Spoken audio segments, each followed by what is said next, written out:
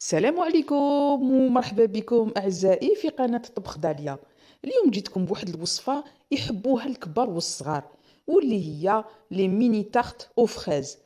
هاد الوصفة جات بشكل جديد أنيق وشباب بزاف للمناسبات ديالكم، والذوق بلا ما نحكي لكم، والطريقة سهلة جدا. نوضي جربيها معايا.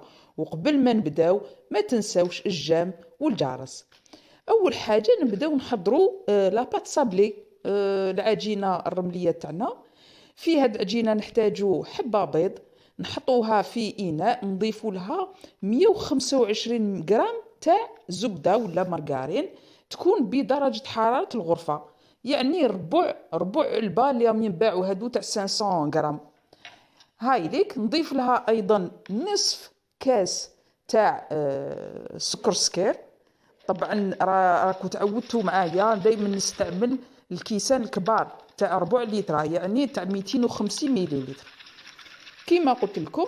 هاي ليك بعد ما ضفنا سكر سكر نخلطوا مليح المكونات حتى نتحصلوا على كريمه هكذا، ماشي شرط تكون متجانسه بزاف. هاي ليك غير يتخلطوا المكونات، نضيفوا شويه ملح قرصه، ونضيفوا ايضا ملعقه صغيره تاع لافاني. وطبعا هنا راكو شتو الربع، ناكد لكم الربع مغرفه صغيره تاع خميره الحلويات، وايضا نصف كاس تاع مايزينا. هاي ليك نخلطوه مليح حتى نتحصلوا على كريمه، شوفوا تولي تشبه لاكريم.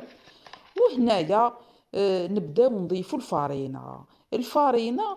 حطوا من الاول قباله، حطوا كاس ونص، ومن بعد عينكم ميزانكم حتى تتحصلوا على عجينه اللي تكون طريه ومتماسكه. ها عجينه طريه ومتماسكه، ما تكونش تلصق في اليد بزاف. هاي ليك بصح قد ما تكون طريه قد ما تجيكم لاباط شابه. هاني بالملعقه نحرك، ومن بعد نحي الملعقه بيان سور، وندخل يدي ونشوف شحال خصها فارينه. كيما راني حسبت لكم الفارينه ابوبخي شحال تجيكم، يعني على حساب حبه البيض، على حساب الزبده، على حساب الفارينه ولا تشرب ولا لا. كيما انا راني استعملت هنايا 2 كيسان غربه. كيما قلت لكم حطيت كاس ونص في البدايه، ومن بعد ضفت ربع كاس، يعني كلش 2 كيسان غير ربع، باش تحصلت على هذا القوام اللي راني حباته. هاوليك دوك تشوفوا معايا العجينه كيفاش تجي طريه بصح ما تلاصقش. ها دوك تشوفوها كي لايمه. هاي ليك العجينه بعد ما لميناها. هنا ناكد لكم العجينه ما تتعجنش، نطموها فقط، نطموها. ها شو كيفاش تحصلنا على عجينه طريه بزاف، وقد ما تكون طريه قد ما تجيكم شابه.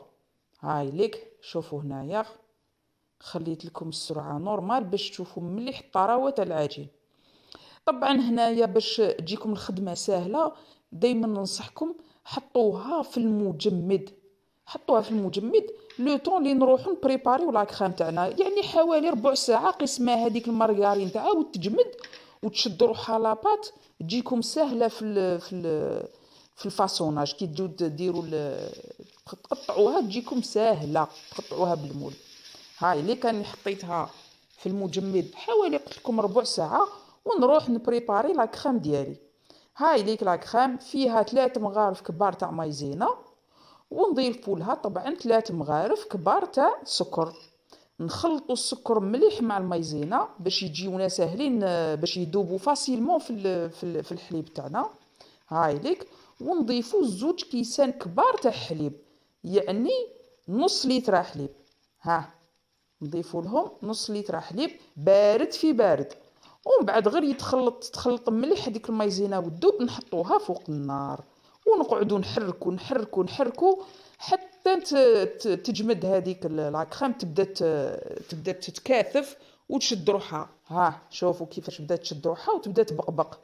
غير تبدا تبقبق نحبسوا ونطفوا النار، ونضيفوا لها ملعقه صغيره تاع لافاني، ونضيفوا لها ايضا ملعقه كبيره تاع زبده. شوفوا هنايا هاني ضفت لها ملعقه صغيره تاع لافاني وملعقه كبيره تاع زبده.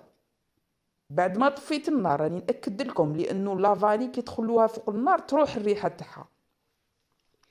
هاي ليك نقعد نحرك حتى هذيك الزبده كامل دوبلي، وبعد هذا نحطها في وعاء ونغطيها بالفيلم اليمونتير او كونتاكت، يعني ما نخليش الهواء، نغطيها مليح، نلصق هذاك الفيلم اليمونتير باش ما تكونش طبقه يابسه من الفوق، وندخلها في الثلاجه وتبرد مليح. لازم تبرد مليح في هذه المرحله القادمه، خاطر حنضيفوا لها الشونتيي.